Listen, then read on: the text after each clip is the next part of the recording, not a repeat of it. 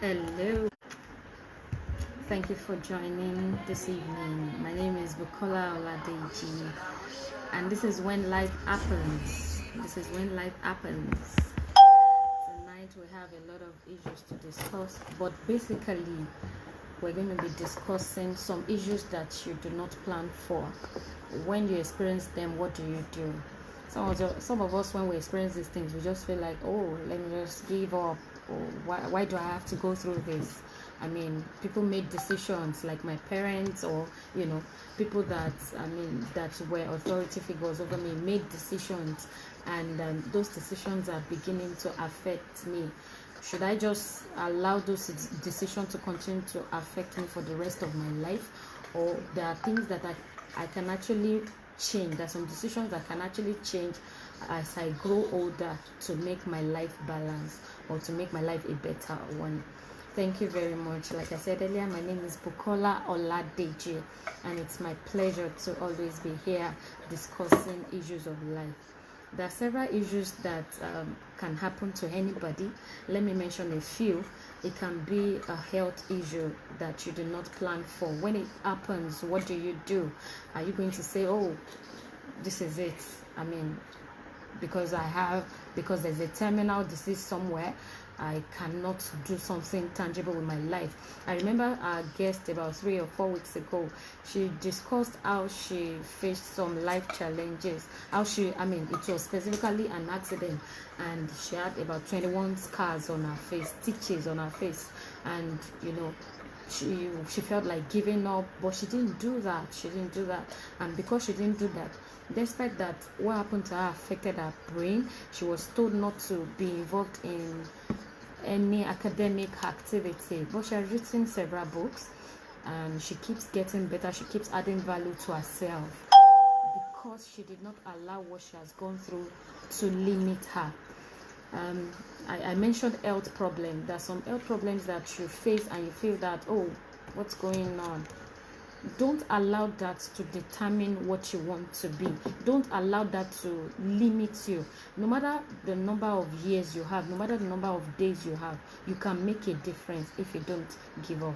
When we go through financial issues, I'm just trying to mention some of the challenges that we can go through before I invite my guest. When we go through some financial struggles, sometimes we feel, let me just accept my situation, let me continue to be who I am. No, you cannot do that to yourself. You cannot limit yourself because of the financial challenges that you are going through. When you go through relationship issues, what are you going to do? That's what people call breakfast. When you are served breakfast, whether from your man or from your woman, what do? Are you going to say, oh, let that be the end of your life? No. This is what this is about. When you go through issues like this, you don't give up. Some people go through loss. The last guest we had, she said to me that last week was the first time that she would discuss the issue of the death of her husband without being emotional. Personally, I was emotional because Steve was my friend, and she was laughing all through. If you agree with me, it's not something easy for her to talk about the death of her spouse, and she was laughing. She wasn't laughing because that moment she was happy. She was laughing because she's actually trying to get over the issues, over the emotions attached to that loss or grief. What do you do when you go through these things? This is what when life happens is all about. Divorce, when your spouse serve you breakfast, when they say that they need to move on for whatever reasons. People grow out of love, but what do we do when these things happen? Thank you for joining. Disability and incapacity. When there's a challenge with disability, you don't plan for it. What do you do? Thank you for joining, Titi. Thank you for watching all the way from Maryland, USA. Thank you so much. Thank you, Abimbola Oshoni. I see you. Mr. Banji Adebayo, I see you. Thank you for joining. Thank you. Please, you can share this video. Let other people get to know about what we do. I mean, I believe they will be able to learn a thing or two. That is what this is all about. When people go through issues, they feel like, oh, no. Let me just continue to be on my lane. No. We're trying to get people to know that going through life issues is not strange. When you go through life issues, you should buckle up. You should know that there's some knowledge that will help you walk through that journey in a better way. You know, when you lose your house, when you lose your car, that can literally mean the end of some people's life, and it is not something to joke about. People go through these things and it is a lot. That's just the honest truth. But when we go through these things, what are we supposed to do? We have to know that this is not the end of the world. But what can we do? We have to make strategic plans. We have to be intentional. When we need to seek help, don't hesitate to seek help. Please seek the help of professionals. Sometimes people that you seek their helps, they are not professionals. Sometimes they add to the problem. You know, the last guest we had, she was sharing her experience that some of the people that came to greet her when she lost her husband, they added to her problem because of the side comment, those unpleasant comments that they made. You know, those things added salt to injury for her. So we can actually get help from professionals.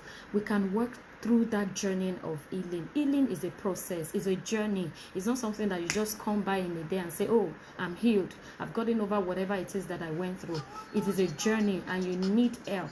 You need support from your loved one. You need support from a professional to be able to go through this journey of healing in whatever thing that you have gone through.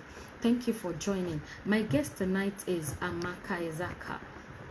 She's going to be sharing a story with us. She has a wonderful story that she would like to share with us. But before she joins, let me crave your indulgence that if you would like to be our guest on this program, if you feel that you have a story that you want people to learn from, please don't hesitate to reach out to us. Let people learn about your story. Let people benefit from your story. The feedback I got from last week's story was really encouraging, and I shared with Nena, and I'm sure she's glad she shared her story. And you know, somebody that reached out to me said this lady was laughing all through despite what she has gone through. What is my excuse if I cannot try to smile? Why do I have to carry my face in the name of, put my face in, so make my face so unpleasant because I am going through issues? Everybody goes through issues. Everybody goes through issues. So in case you would like to share your story with us, please don't hesitate to reach out to me. People need to know what you have gone through, and they need to know that their story or their issues that are not peculiar to them, that one person or the other have gone through a similar issue and they are fine and they are not dead, or they didn't give up because of what they have gone through. Thank you so much. Like I said earlier, Amaka Ezaka is my guest tonight. She will join us shortly.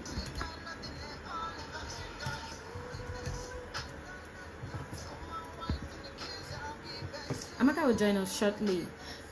But before she joins, I'm trying to give a background information as regards why we're live. This is a marriage consult, and we do marriage counseling. We do trainings. We help people. We do customer service training. We help people that have issues with their mental health, depressed. In fact, some people don't even know what is happening to them. If you fall into that trauma, it could not be another form of trauma. It could be that you were abused, you know, and this is what we help with in one way or the other. We help you with your self-esteem. Thank you for joining, Amaka. Thank you. Hi, good evening. Thank you so much. Yeah, you're welcome. Like I was saying, we help with addiction, people that are addicted with substance or sex or whatever it is that you are addicted to. We can help you with such issues. Amaka, thank you for joining. Yeah, thank you. Thank Thank you so much. I've discussed with them, I've told them you have a story to tell us about some of the things that you have gone through and how you would want us to, what you would want us to learn from it, the lessons that you would want us to take from it. Can you share a little, can you give us a little bit, share a little story about you, your bow? Who are you? Just introduce yourself before you shoot. Okay. By the way, Yeah, let me like you. compliment you. You're a fine girl. Whatever. Yeah, like you already said earlier, my name is Ndidiamaka Isaka. I was thinking you not pronounce it well, but you tried. So Oh, it's Ndidiamaka Isaka. I'm from Ebonyi State.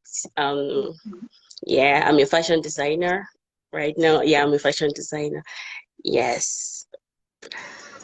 So yeah, I'm going to share with us a little bit of my background, educational background. So I think that's what I'm going to share with us tonight. okay. Yeah. Thank you for wanting to share your background story. What happened to you? What exactly would you like to share with us? You said your background. What happened to you when you were growing up that could have limited you for the rest of your life? And how did you go about it? How were you able to change that narrative to make something good out of life? Okay, yeah, let me just say this. I'm a child that was born without spoon. You know, some are born with silver spoon, some are born with wooden spoon, but I was born without any spoon. So and I grew up in a family where they don't like encourage the female child to go to school. They don't believe in sending their female children to go to school. Some of them do. So my dad, you know, when I was supposed to start school, my dad was, what's the point that I'm a girl and I will end up in the kitchen? You know what that means? Yeah. So that was the point that I'm a girl. So that really, you know, kept me for some time. Like I didn't start school until I was like 10 years old.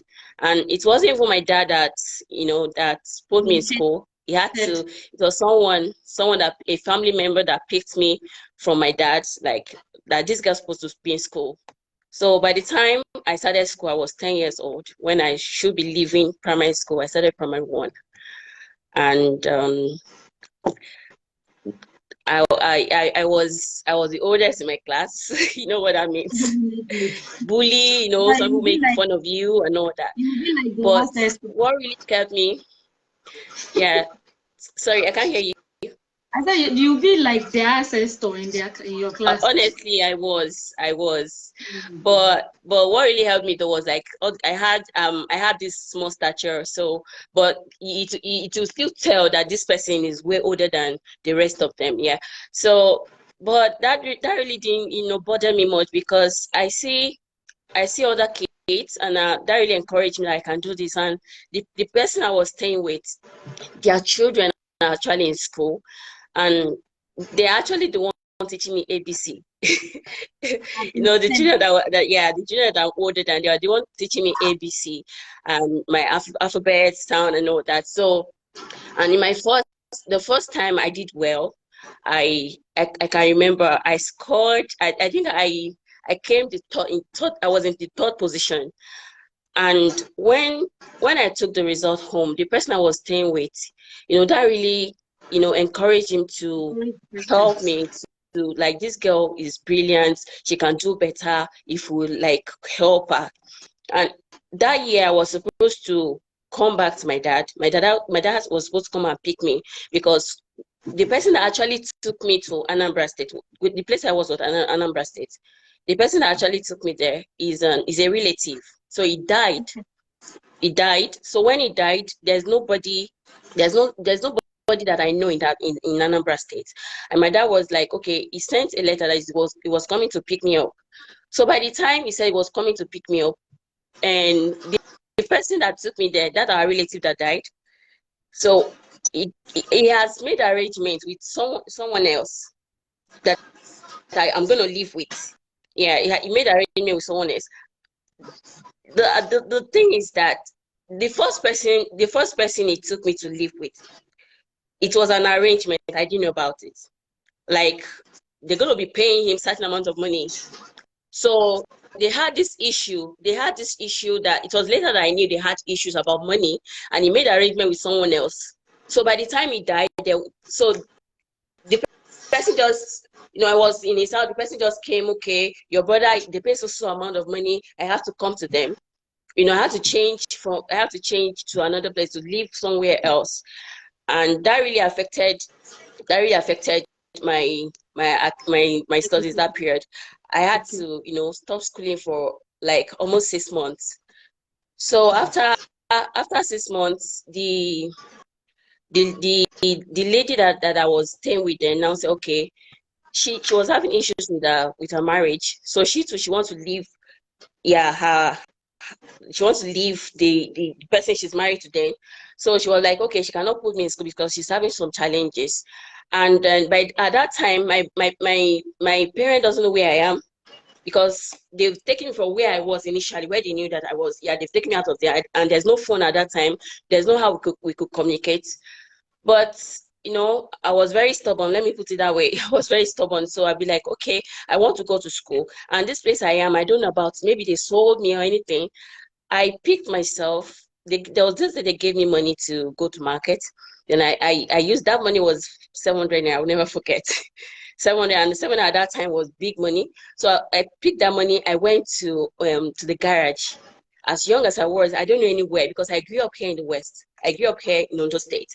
So I went to the garage. I told them, I mentioned the name of our compound in my state where I'm from. I mentioned our family name, and they knew our name. So the driver took me. The driver said I should not worry. So he took me to our compound. He took me to our compound. So after that was after like 2 days, because at first he took me to Ebonyi Park. Then from there, the next day, he took me to our own compound. And from there, I started school. Amaka, sorry to interrupt you. I want you to make the story a little short. Do you understand? Help me to hit the nail on the head. Do you get? Okay, yeah, because of time.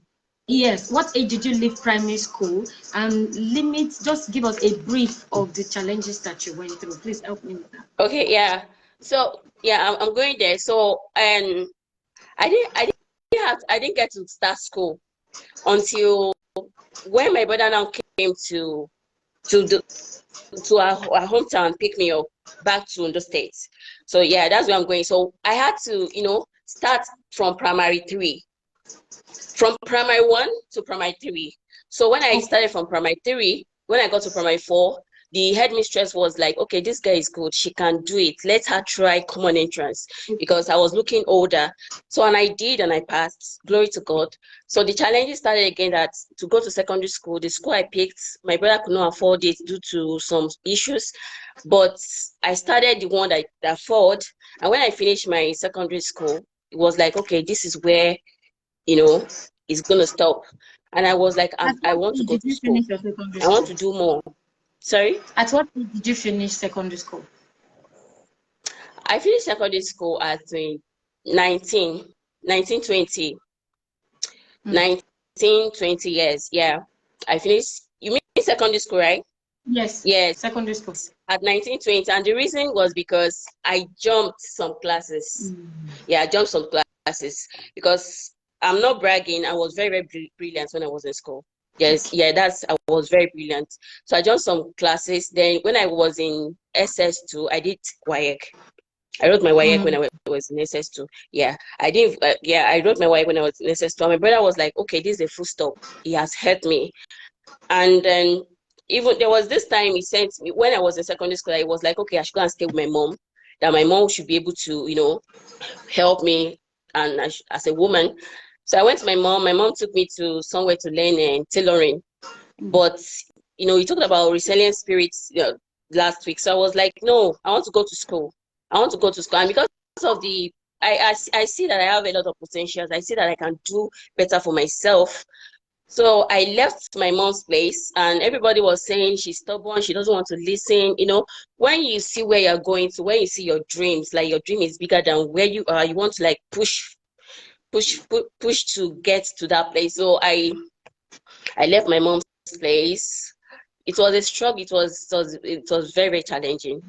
Then when I at the first attempt of my work, I cleared everything. I passed all my papers. Then how will I get to the university? Or it was challenging.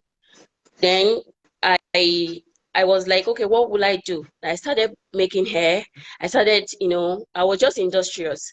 I would like clean some people's, house to raise some money.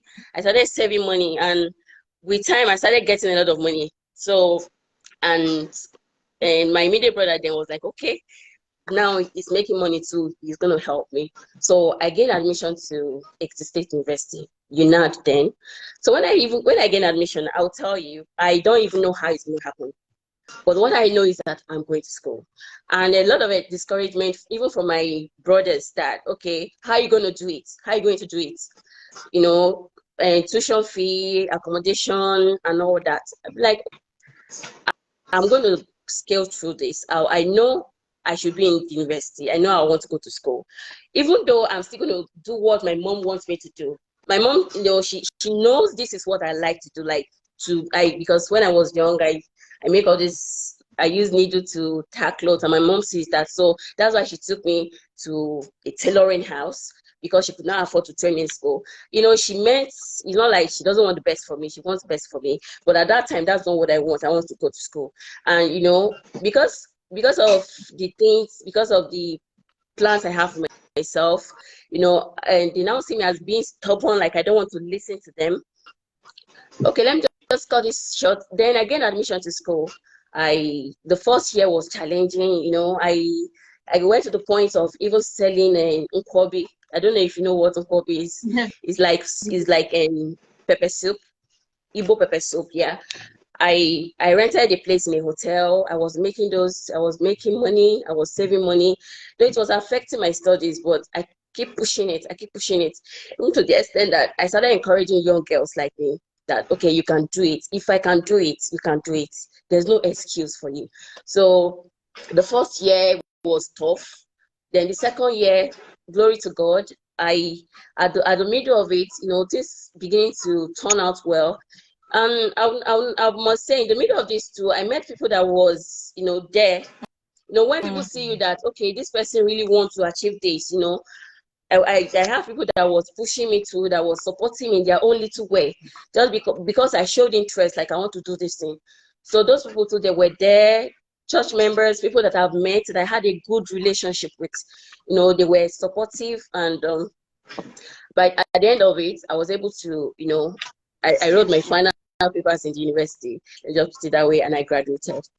So, and it was very, very tough. I must say, it was tough to achieve this. It was very tough. So at the end of it, okay, when I graduated, it's like, okay, I've achieved what I want to achieve. What next? So that's when yeah. Sorry. You told us when you were introducing yourself that you're a fashion designer. Yeah. So at what point did this fashion designing thing came in? That's where I'm going. Okay. Yeah, that's where I'm going. So when I was done, when I was writing my project in school, I registered for training for tailoring. I registered in a tailoring shop. Yeah. So when I registered, I did because I was traveling between my project, school, and training. So I did 4 months instead of 6 months before I graduated. Yeah. So the plan was, okay, I'm going to finish 6 months before I leave Ekiti State, before I leave school. But time couldn't permit me, so I left earlier. But then I'd be like, okay, I need to develop myself more. Then I went online, started training myself on YouTube online. Then that's how I was able to start my own fashion business. And glory to God, it has been really, my decision was worth it. What you just said, what you just narrated in a few minutes, honestly, there are people that did not go through as much as you went through, and they gave up on school. They just feel that, oh, nobody's sending me to school. Why can't I just say that, okay, I'm not going to school. You went to the extent of selling nkwobi, you were making air, you were doing all sorts of things to assist yourself in school. Can I ask you a question? You're a fine girl, permit me to say that. Why didn't you try something like prostitution or, or something related? Uh, yeah, I just had to cut the story short because of time. Like I said earlier, that it came with a lot of challenges. I had friends in school then that would tell me, "Oh, you're a fine girl. We could make you, like they call themselves big girls. Yeah, Yes. that we can make you give, when Fridays they carry the bag off to Lagos, they'll tell me to come with them. Then I'll say no. The thing is that aside from the fact that I'm from a Christian home, I grew up, in a Christian home, in a Christian background. I don't really see it as something that is going to help me because right from when I was a child, I started working, like I started making money. So I wasn't that greedy to sell my body to make money. It wasn't really part of me. It wasn't part of me. Even it's got to an extent that some girls had to come to me that I should show them the way. I should show them the way because they see the way like when I was making the phobia, I told you I was seeing money, I was making money, though it was affecting my studies, but I was making money. So they see the way I was living in school.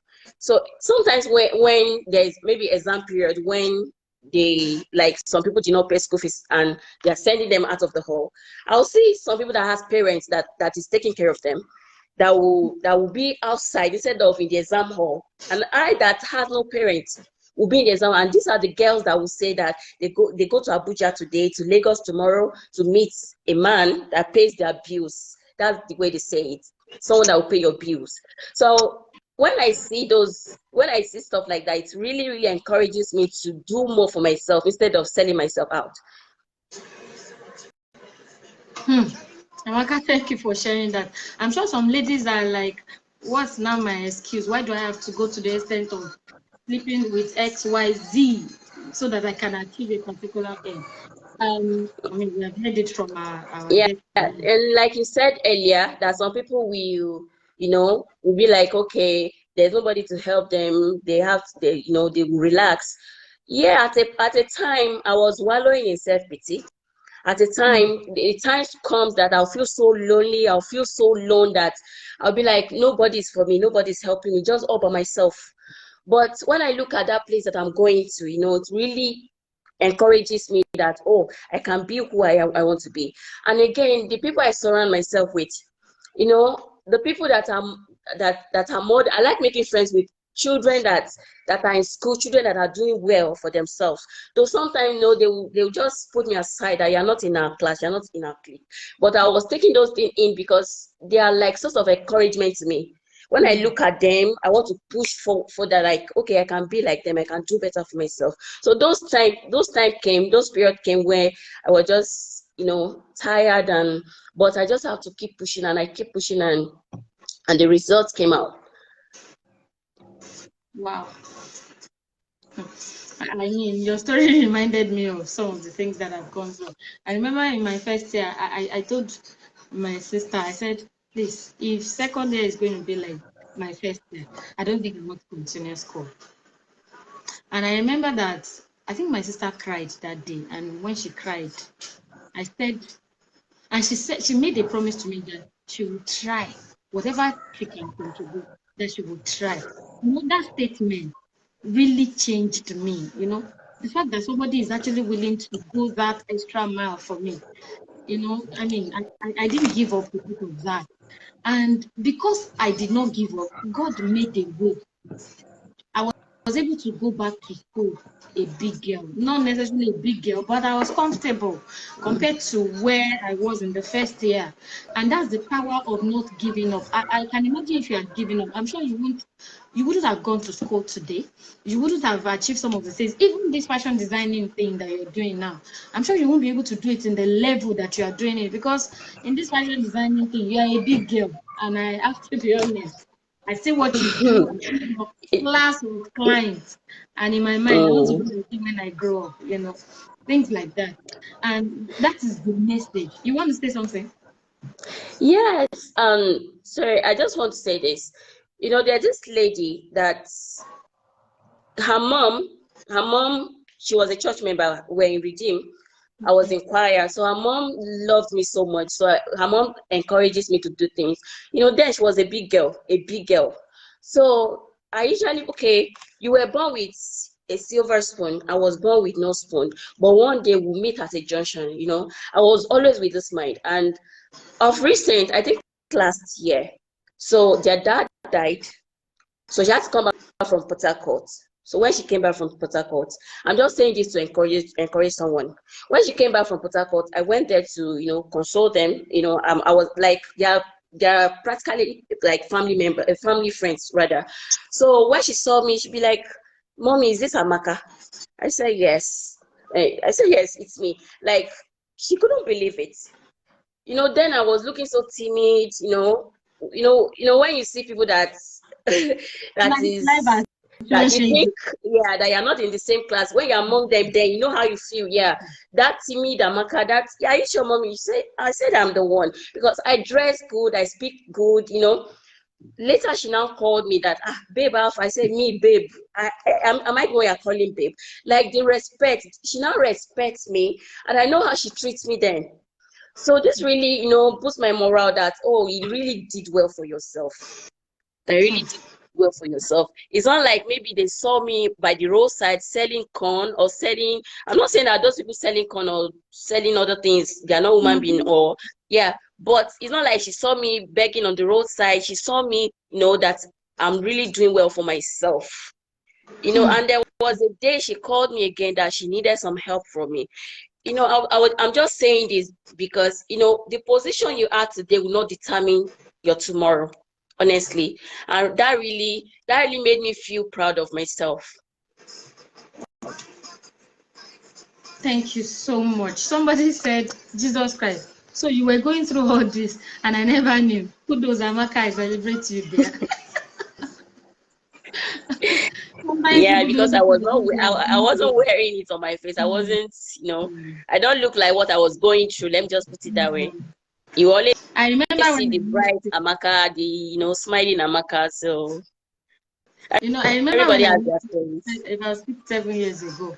You are always smiling. I didn't even have an idea of what you were going through. I know life was, you were trying to stabilize then, but I remember you were making hair, you were tying gele, you were doing makeup, you were doing fashion. Amaka was doing practically everything. You don't understand. Amaka was doing everything to survive. Honestly, she's a survivor, and I celebrate you, Amaka. People are actually getting tired of your story. Let me add a little to this. What is it that you're going through? She mentioned something while she was going through. While she was going to school, despite that she had challenges about going to school, she learned a skill. What is that skill that you feel that, oh, I don't have money to learn today? Everything is not money. Some of those people that even went to school, some of us, after we have done the corporate jobs, we still went back to learn one skill or the other. I would advise everybody even if you will not end up using that skill, it will be an added advantage for you if you have learned a skill. So skill learning is not school though. Gone are the days where you have to use your certificate to eat. Most people that have the certificate now, what do they do with it? So I actually encourage everybody. She is a fashion designer today. She's not even using a certificate. She's not working with a certificate. What is that skill? That skill may be the one that will change your life, that will change the trajectory of your life. What is that skill that you feel that you're supposed to learn? What are you passionate about? Honestly, we all need to find out what exactly we're passionate about, because in the midst of a lot of discouraging factors, that is what will keep you, that is what will sustain you, that is what will give you that staying power to be able to follow through. So it is very important for us to learn a skill or the other. Another advice that I picked, another message that I picked from your story is that no matter what you go through, keep pushing. Somebody said something about resilience. Amaka, you're indeed a rich story in resilience. Kudos to you. Your story is highly. Thank you. feel that, oh, what is my story? My story is not inspiring. You never can tell who needs that story, that moment. Don't hesitate to share your story. Your story may be what somebody will need not to give up. Please don't hesitate to share your story. Amaka, we appreciate you, we celebrate you. I mean, that big girl that you had wanted to become now, that people were, comparing you. I'm sure you're not a big girl. And another thing that I want to say is that in the midst of all this, please don't, how do I say this? Let me look for the right way. Don't judge people now. Don't judge people with their present situation. The simplest thing for anybody's life to change. Somebody's life can change in 10 minutes. They can have stories, something can happen to them that will change their lives forever. Please don't judge people. Don't treat people with the way you see them. Don't treat people with their present situation. God can change anybody's story. You are not the final, you don't have the final say over anybody's story. It is important for us to treat everybody with respect and love that they deserve. You never can tell when you will need that person. You never can tell. I want to encourage everybody. What is it that you're going through? What is it exactly that you feel, let me just accept. Okay, so maybe your parents made some decisions and you feel, let me just accept their decision. That is the best for me. I think you should look for what you're passionate about. Look for why you exist. What exactly is your purpose, and pursue it, because in that purpose is where you will get the fulfillment. Sometimes there's no money in your purpose, In the beginning, you may not find money in it, but on the long run, you're going to make money that some people feel that you will not make. I want to encourage you this night. Please keep pushing, keep being that star. Don't give up no matter what you are going through. Let me read somebody's comment. She did challenge herself to be who she wanted to be and not what her background wanted her to be. Thank you for that comment, Denise. Okay. What is your own challenge? I mean, what's your background like? Do you continue to allow your background limit you, or you have decided to beat beyond your background? Thank you for sharing your story, Amaka. Do you have any pattern advice for our audience tonight? Yeah, what I just want to say, you said it earlier, that don't limit yourself. We have so much potential in us, especially women. Don't, because of the present position you're at right now, think that things is not going to work out for you. Just keep pushing. And most importantly, don't wallow in self-pity. Just keep pushing, and one day you get there. But if you're wallowing in self-pity, you not even see any bright future for yourself. You don't see anything good about yourself. Just keep pushing. Keep pushing. No matter what comes your way, just keep, paving that road for yourself, and one day you get your destination. Honestly, to be honest with you, I'm personally inspired, no matter how little the story seems, honestly, because those words keep ringing in my head. Just keep pushing. No matter what you're going through, no matter your challenges, just keep pushing and add prayers to it. God is going to favor you. God is going to remember you and push you to the place that you desire. Amaka, thank you so much for joining, and thank you. It takes a lot of courage. It takes a lot of strength to share your story with people, and we celebrate you. May God continue to raise you. May God continue to promote you. May God continue to increase you. God bless you for joining, and thank you. I want to excuse you now. Thank you, Amaka. Yeah, bye. Bye.